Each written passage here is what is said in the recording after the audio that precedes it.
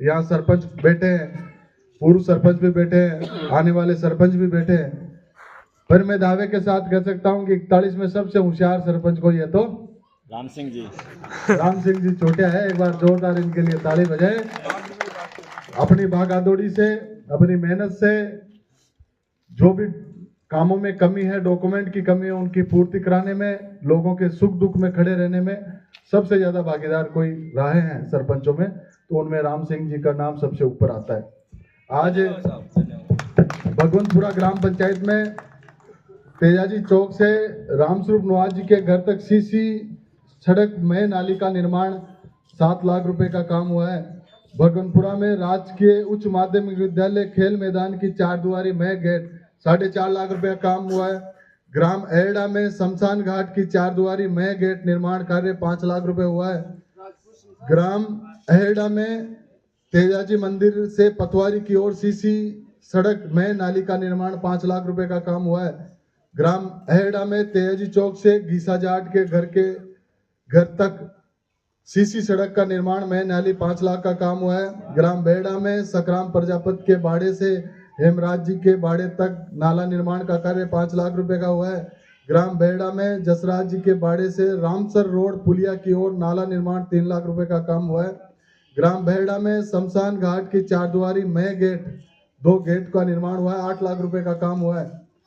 ग्राम बेड़ा में सुआलाल घर से सांवरा जाट के खेत की ओर नाला निर्माण का कार्य 5 लाख रुपए का काम हुआ है। ग्राम बेड़ा में मंगलचंद वैष्णव के मकान से हेमराज जाट के बाड़े तक नाले निर्माण का कार्य 5 लाख रुपए का काम हुआ है। ग्राम बेड़ा में मंगलचंद वैष्णव के मकान से हरिकिशन गुजर के मकान तक अपूर्ण नाला व पुलिया निर्माण का कार्य 5 लाख का काम हुआ है। ग्राम कोटड़ी में चित्तर जी के घर से स्कूल तक सीसी सड़क का निर्माण कार्य 8 लाख रुपए का हुआ है।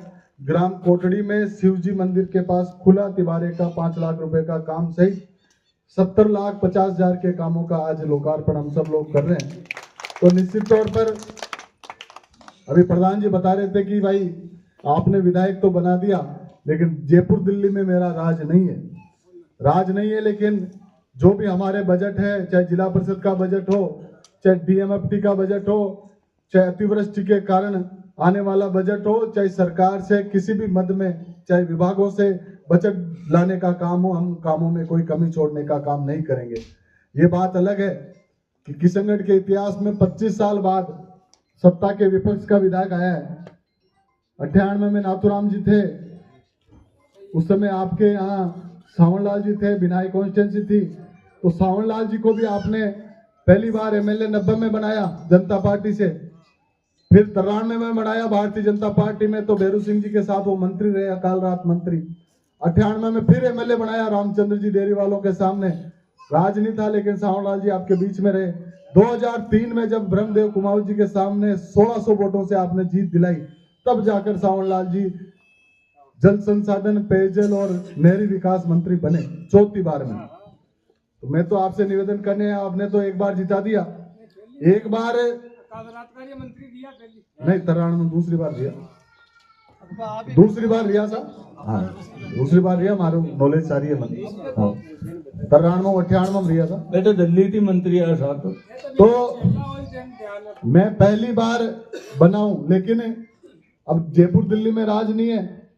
अजमेर जिले का यहाँ के सांसद केंद्र में मोदी सरकार में मंत्री है, देवनानी राजस्थान विधानसभा के अध्यक्ष हैं, पुष्कर से आने वाले विधायक रावत साहब ये जल संसाधन के मंत्री है, एक ओम प्रकाश जी बढ़ाना मंत्री है, ओंकार जी लखावत मंत्री है, अपने संसदीय सीट में दूदू से आने वाले मंत्री, प्रदेश के उप मुख्यमंत्री है, यहाँ की प्रभारी मंत्री दिया कुमारी जी उप मुख्यमंत्री है, सब लोग हैं। तो हम लोग विपक्ष की भूमिका निभाकर उनसे काम कराने का पूरा प्रयास करेंगे और विधायकों से हम किसी प्रकार की कोई कमी नहीं छोड़ेंगे।